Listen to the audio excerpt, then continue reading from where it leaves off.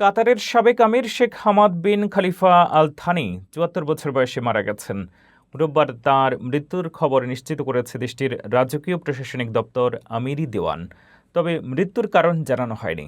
১৯৯৫ সালে রক্তপাতহীন অভ্যুত্থানের মাধ্যমে ক্ষমতায় এসে শেখ হামাদ কাতারের ইতিহাসে সবচেয়ে বড় পরিবর্তনের সূচনা করেন।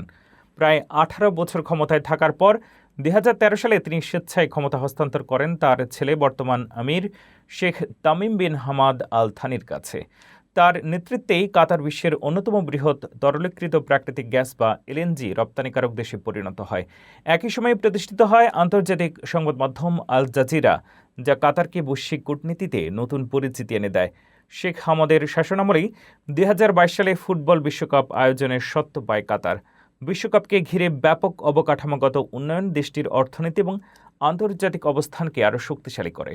মধ্যপ্রাচ্যের শান্তি আলোচনায় মধ্যস্থতাকারী হিসেবে কাতারের ভূমিকা গড়ে তুলতেও গুরুত্বপূর্ণ অবদান রাখেন শেখ হামাদ। তার মৃত্যুতে কাতার এক দূরদর্শী আধুনিক রাষ্ট্র নির্মাতাকে হারালো বলে মন্তব্য করছেন বিশ্লেষকরা।